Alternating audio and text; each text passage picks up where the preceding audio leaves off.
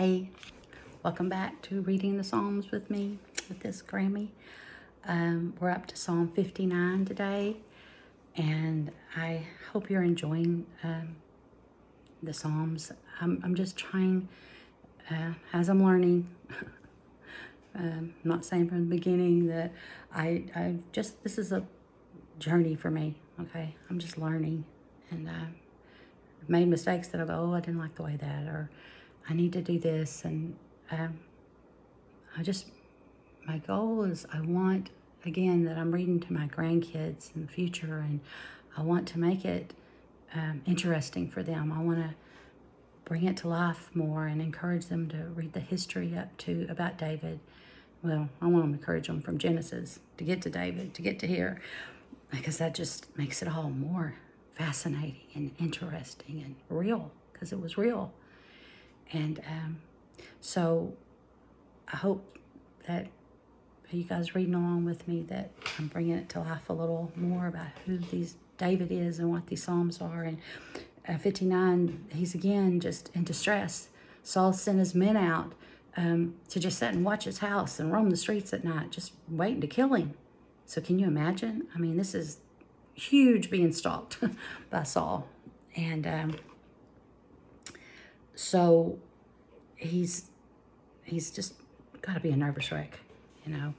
And also a reminder of when they mentioned dogs during this time frame. This culture, as I mentioned, culture changes, of course, and what seems right to us wouldn't have seemed right to them. What if they could look forward to us, they'd probably go, what, about a lot of things we do. And dogs were not like today. I love my dogs. Y'all know I got my big old poodle Belle. Had my Willow that I just adored, and my Goldens, and Lee's here. We love our dogs. My kids all have dogs. My house just full of dogs. That was not the case back then when David's writing his poems. Dogs weren't thought of as highly. In fact, they used a term a lot of just being a dog. That was not a good thing. And so, again, remember that. And I'm just going to jump into this one. I think it's fairly easy to understand. He's just sitting there being hunted, hunted down. I read something earlier, one of the writers, human, not saying this is scriptural or anything, but like David was, and he says it in 59, I'm innocent here, God. This is not my fault. And he probably a little bit goes, you're the one, you're the one, he's thinking, anointed me. You're the one who chose me. And now Saul is mad about it. And that was when one of the writers said, really, no fault of David. His problem was he was chosen by God. And Saul didn't like it. And I think there's a lot for us to learn from that. Because everybody's not going to like you. It's just not the way it works. And they don't always like God's people. And a lot of times, God's people give them a reason not to like them. So that's our bad, not God's. Don't judge him by what his people do. That's the whole Bible's about that. So 59. Glad you're here.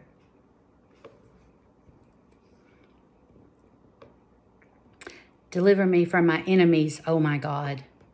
Protect me from those who rise up against me. Deliver me from those who work evil, and save me from bloodthirsty men. For behold, they lie in wait for my life. Fierce men stir up strife against me. For no transgression or sin of mine, O Lord, for no fault of mine, they run and make ready. Awake, come to meet me, and see. You, Lord God of hosts, are God of Israel. Rouse yourself to punish all the nations. Spare none of those who treacherously plot evil.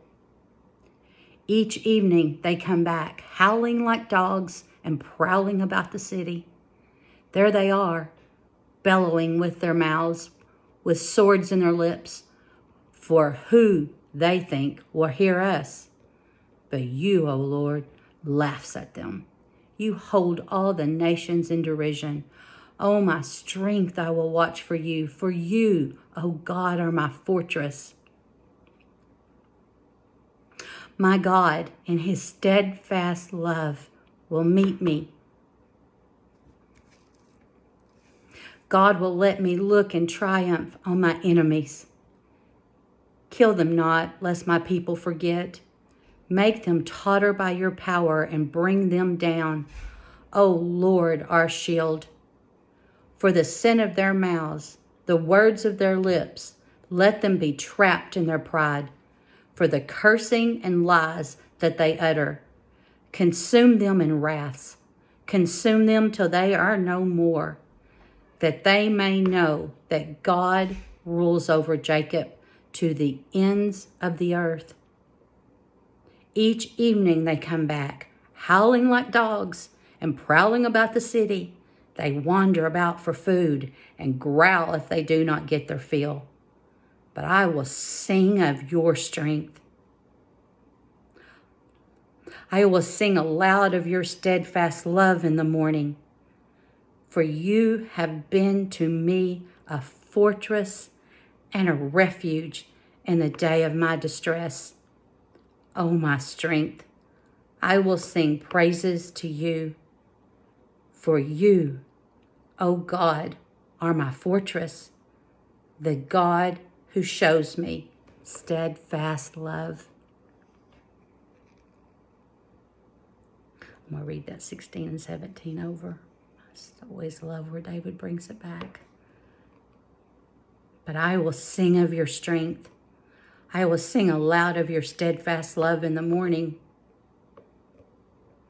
For you have been to me a fortress and a refuge in the day of my distress. O my strength, I will sing praises to you. For you, O God, are my fortress, the God who shows me steadfast love. I got nothing else to say about that. I'm going to end it. See you soon. Bye.